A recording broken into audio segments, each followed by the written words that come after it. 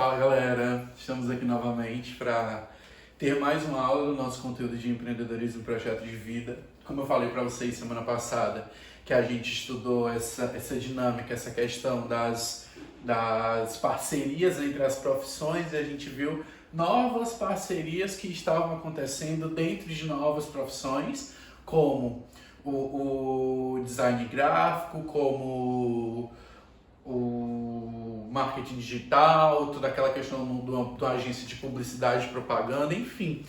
A gente viu dentro daquela demanda, dentro daquela dinâmica, profissões que estão surgindo e parcerias entre as profissões que estão surgindo com o passar do tempo. A atividade de casa de vocês era justamente linkar essas novas parcerias que podem vir a acontecer no mercado de trabalho, né, no mercado atual e também no mercado futuro. E aí, dentro dessas perspectivas de mercado atual e de mercado futuro, a gente vai estudar hoje essa questão das novas profissões. Por quê? Porque o mercado de trabalho ele é muito dinâmico. Ele estabelece relações de acordo com a demanda que ele necessita. Exemplo, durante a pandemia, a demanda de profissionais para fazer entregas por delivery foi muito maior. Então, como eu já falei para vocês agora, o mercado ele é muito dinâmico, então ele vai envolvendo novas profissões e de acordo com a demanda, algumas profissões se tornam mais importantes e outras se tornam menos importantes. Isso é comum, isso é normal, isso sempre vai acontecer dentro dessa demanda do mercado de trabalho. Só que antes da gente falar sobre essas novas profissões, é necessário que a gente reflita sobre profissões que existiam e que deixaram de existir com o passar do tempo, tá? E aí, dentro dessas questões, eu já vou deixar aí as 3 questõezinhas da atividade de cada de vocês. No século XIX, como eram feitos os tecidos das roupas? Hoje em dia a gente já sabe que são tecidos sintéticos, as máquinas elas já formam os tecidos, elas já ligam as linhas, elas já unem os fios, né, para transformar num tecido único, contínuo. Mas como que será que isso acontecia no século XIX? E aí já é para vocês resolverem. Quem fazia esse trabalho? Dentro da aula de hoje a gente vai responder isso, tá? Mas é necessário que vocês pesquisem em casa e também reflitam sobre a discussão que a gente vai fazer hoje. Quem fazia esse trabalho dos tecidos no século XIX? E como era a iluminação de rua antes da energia elétrica, antes da luz elétrica? Como que era a iluminação da rua? Vocês já pararam para pensar nisso? Alguém já pesquisou, já viu em algum filme, ou já conversou com seus avós, bisavós sobre isso? Dentro dessa demanda, vocês vão resolver essas 3 questões baseadas na discussão que a gente vai fazer na aula de hoje e baseado também em pesquisas que vocês vão fazer em casa para resolver essas questões. Como será, tá certo? Essa é a 4ª questão, essa semana são 4. Aqui nesse slide tem 3, mas essa aqui que é a 4ª. Como será que era a vida em sociedade antigamente quando não existiam as máquinas? Água encanada e energia elétrica. Como que as pessoas viviam antigamente sem água encanada, sem as máquinas e sem energia elétrica? Então, aquelas 3 mais essa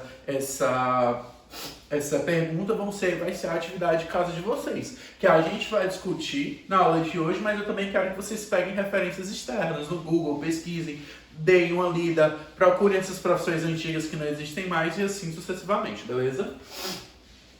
Vocês conhecem essas profissões? E aí, dentro da cabeça de vocês, vai responder sim ou não, né? Se a gente tivesse presencialmente, seria mais fácil. Mas, vocês já ouviram falar na profissão de motorneiro? O motorneiro, motor de motor, tá certo? Neiro, como se fosse uma pessoa, motorneiro. Era justamente o condutor do bonde. Essa imagem é de 1912. Bacana, né? E aí a gente imagina que, hoje em dia, essa profissão ela não existe mais. Por que, Demetrio? Porque a gente tem, se você for andar de metrô, de trem, uma pessoa que vai fazer mais ou menos ali o suporte técnico, mas o trilho vai encaminhar a questão da tecnologia e o desenvolvimento tecnológico vai favorecer dentro dessa perspectiva. Mas, antigamente, a gente não tinha esse desenvolvimento tecnológico que a gente tem hoje. No início do século XX, a gente não tinha esses meios de transporte que a gente utiliza hoje. Tá certo? Então aí a gente tem o motorneiro, que era justamente o condutor do bonde no ano de 1912. E essa profissão, vocês já tinham visto, alguém sabe qual é? O nome dessa profissão é fiandeira. O que é uma fiandeira? Eram as mulheres, era um profissional, nesse caso, uma mulher que ia tecer os fios, tá certo? Que ela ia unir os fios, ia utilizar as máquinas de tear, tá certo? Isso aqui é uma pintura com uma máquina mais antiga de tear, depois a gente tem aquela que passa a linha, puxa, volta e vai passando as linhas para fazer a união dos tecidos, e hoje a gente tem a máquina que faz isso automaticamente. Mas isso aqui é uma profissão que existia no final do século XIX, no final dos anos 1800, 1880, 1890. Então aqui está inserido dentro de um contexto de 100, 130 anos atrás, para vocês terem uma ideia de como o mercado e como essa demanda do mercado de trabalho ele vai derivar transformações e ele vai trazer transformações dentro dessa perspectiva, tá? Como eu já falei para vocês, o mercado de trabalho ele é muito dinâmico, ele é muito de época e ele vai se transformando à medida que a demanda de informações, demanda de profissões e demanda de profissionais, ela vai se inserindo e ela vai aumentando em uns casos, diminuindo nos outros, tá? Estão sempre surgindo novas profissões e outras com o tempo deixam de existir. Antigamente, no caso, como já respondendo uma pergunta lá da atividade que eu passei para vocês, existia o acendedor de lampiões. Alguém sabe o que é lampião? Aquela lâmpada que é movida a querosene, né? Um combustívelzinho, e aí a pessoa ia lá, acendia e a luz ficava acesa durante toda a noite. O acendedor de lampiões ele existia. Antes do acendedor de lampiões eram as tochas de fogo. Tinha que ir lá uma pessoa acender a tocha de fogo. E geralmente nesses filmes de era medieval a gente consegue ver muito isso, né? Naqueles castelos e tal. Então a pessoa ia lá, acendia as tochas de fogo e colocava lá. Só que depois disso, com o acendedor de lampiões, tá? Ele percorria as ruas acendendo esses lampiões antes de existir energia elétrica. Hoje em dia a gente já sabe que existe um sistema, existe um mecanismo que já acende automaticamente as energias, né, as lâmpadas da iluminação pública dentro da nossa casa. A gente é só apertar um interruptor que libera a energia, elas acendem meio que automaticamente. Mas dentro dessas perspectivas, com o surgimento da energia elétrica, a profissão do acendedor de lampiões deixou de existir, porque ele não tinha mais a necessidade de correr nas ruas acendendo os lampiões e quando fosse de manhã cedo, correr nas ruas apagando eles, tá certo? Naquela época, obviamente, não existia a profissão de eletricista, porque não tinha eletricidade, e nem de programador de computador, que é justamente a pessoa que vai programar as lâmpadas para elas liberar energia e elas acenderem automaticamente, sempre naquele horário específico durante a noite. No fim da tarde para o começo da noite. O que eu quero trazer com isso? Dependendo da demanda, como eu já falei para vocês, essas profissões elas vão se transformar. Geralmente a tecnologia ela está atrelada ao desenvolvimento profissional, ao surgimento de novas profissões. A gente acabou de ver um exemplo disso. Do acendedor de lampiões, existia a profissão do acendedor de lampiões. Com o surgimento da energia elétrica, esse acendedor de lampiões deixa de existir, essa profissão some no mercado, porém existem outras demandas para fornecer e para dar suporte à energia elétrica. No caso, o eletricista, que faz instalações elétricas na nossa casa, que não existia antes porque eram os lampiões. Beleza? E o programador de computadores, que geralmente são as pessoas que vão trabalhar dentro das agências de eletricidade, fazendo justamente essas pontes e ligando e programando os computadores para todas aquelas lâmpadas acenderem no mesmo horário todos os dias. O surgimento dos computadores pessoais, da internet, por exemplo, deu origem a muitas outras profissões. Como a gente já viu dentro desse processo de desenvolvimento tecnológico, as profissões elas vão se modernizando, elas vão se reconstruindo e ganhando novas características com o passar do tempo. O mesmo vai acontecer, né? O mesmo acontece na área médica com a descoberta de novos tratamentos. Exemplo, a gente já viu que essa área do ramo de estética ela está extremamente em alta. Então, com o passar do tempo, a gente conseguiu ver muito mais médicos com especialidade em cirurgia plástica, por exemplo. Ou então, o ramo da estética, que eu já comentei na aula anterior de vocês. Para as meninas, a questão do cílio postiço, né? do fio a fio. A questão da sobrancelha de rena. A questão da micropigmentação na sobrancelha, então na boca, que hoje em dia as pessoas já ficam com batom permanente para não ter que passar por dia. Então, tudo isso vai ser justamente a demanda. Se o mercado pede, novas profissões vão surgindo. Exemplo, antigamente as pessoas morriam de câncer, né? Hoje a gente já tem os oncologistas. Os oncologistas são os médicos especialistas em tratamentos com pessoas com câncer. Dentro dessa perspectiva vão ter os médicos que trabalham com quimioterapia, os enfermeiros que vão ajudar na quimioterapia, na fisioterapia, enfim, de acordo com que também a tecnologia foi desenvolvendo e aumentando e se consolidando no mercado tecnológico, as profissões tradicionais elas também foram se transformando com isso, com o exemplo da medicina, e assim sucessivamente. A profissão professor, hoje a gente está conseguindo gravar vídeos e dar aula para vocês remotamente, à distância, justamente por conta desse desenvolvimento tecnológico. É óbvio que em todo mundo, nem todos os professores conseguiram fazer isso. Alguns professores tiveram que ter um suporte maior e outros professores que tiveram uma maior facilidade de aprender isso. Isso é normal, isso é comum, tá? E aí, dentro dessas perspectivas, as profissões elas vão se transformando e elas vão adequando e ganhando características diferentes. E aí, agora a gente vai ver algumas profissões comuns que existem hoje em dia que antigamente não existiam. O CEO, alguém já ouviu falar do CEO? O que é o CEO? Ele vai ser justamente a sigla em inglês relativa a Chief Executive Office, tá certo? Não sei se a pronúncia está correta, mas vai desse jeito mesmo. Que ele é justamente o diretor executivo da empresa. É a função de maior autoridade na hierarquia de uma empresa. A hierarquia de uma empresa. O CEO, o diretor executivo, ele está em cima. Todas as outras pessoas estão abaixo dele. Devem, como se fossem satisfações. Elas estão propensas ao trabalho do CEO, tá? Então, o CEO é justamente a pessoa que está, o diretor executivo que está acima de toda a hierarquia da empresa. Você tem o CEO, você tem o gerente, você tem o... Enfim, toda a hierarquia, o CEO está em cima, tá? Ele é o coordenador executivo, ele é o chefe, o diretor executivo daquilo. Tudo passa pelas mãos deles e tudo chega até eles, desde a contratação até mesmo processo de compra, aquisição de materiais e assim sucessivamente.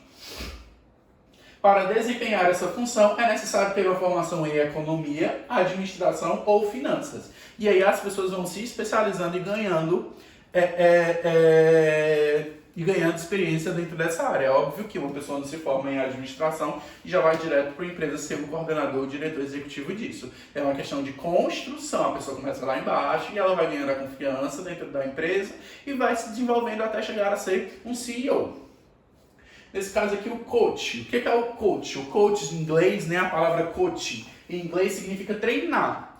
O coach ele tem o papel de desenvolver programas de crescimento e evolução profissional, tanto de pessoas quanto de empresas. Há cursos específicos de formação em coaching, tá? Então, o coach ele vai ser justamente responsável por treinar, por criar e por estabelecer programas de crescimento e evolução dentro da empresa, ou então, programa de desenvolvimento profissional e evolução profissional nas pessoas. Ele trabalha especificamente com pessoas lá na empresa. E aí existe o coaching administrativo, o coaching empresarial, o coaching em diversas áreas, tá certo? O coaching ele é responsável justamente por treinar, por desenvolver e capacitar outras pessoas de acordo com a área de especialidade dele. Desenvolvedor mobile.